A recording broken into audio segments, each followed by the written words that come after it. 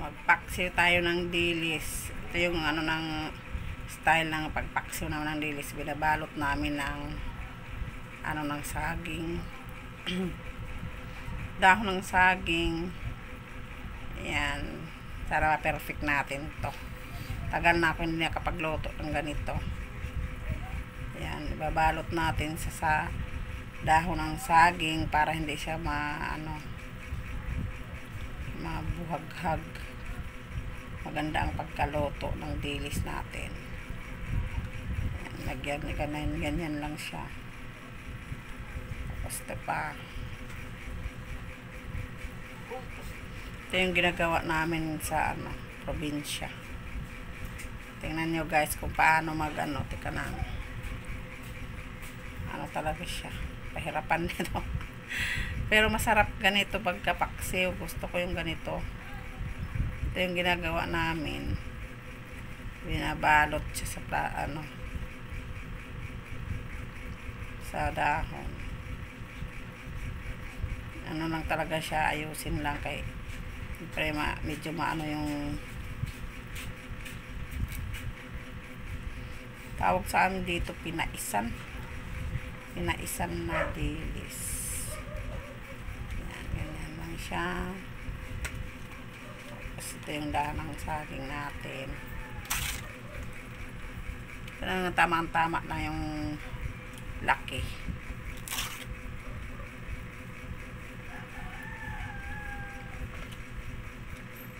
Inalisan ko na yung dilis ng ulo kasi di ba mapait yun.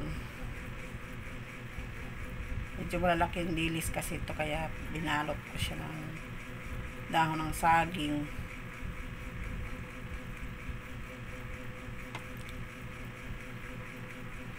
Ayan pala nilalagyan na to ng guys, asin.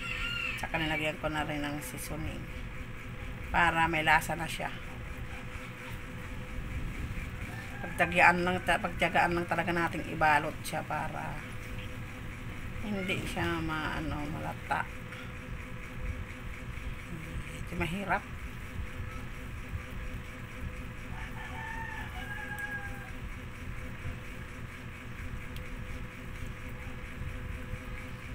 Ayan.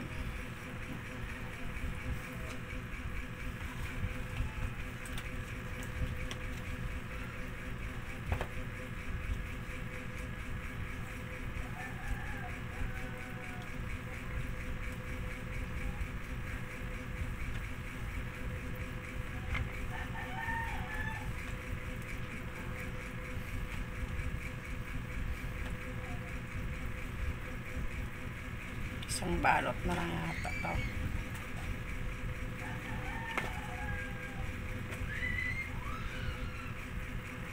Ang hindi maayos at isang balot, parang maano siya. Hindi maayos pagka ayan ang ating pinaisan na dilis.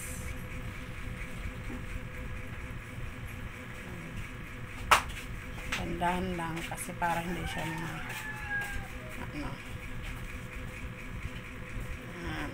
pabalot na siya. Ito lang pala itong dahon na ginawa ko.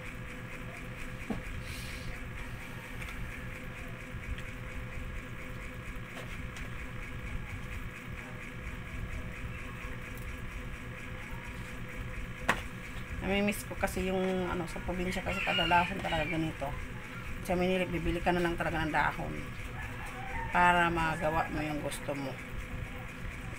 Kasi namimiss ko na yung ganitong luto. Pinabalot sa dahon. Saka mabango to guys.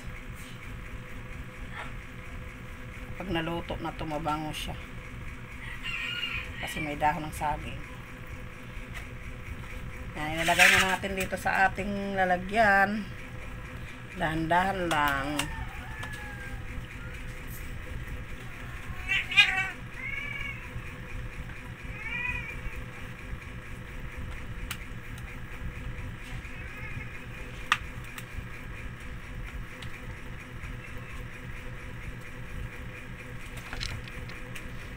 Lalagyan na natin ng ating suka.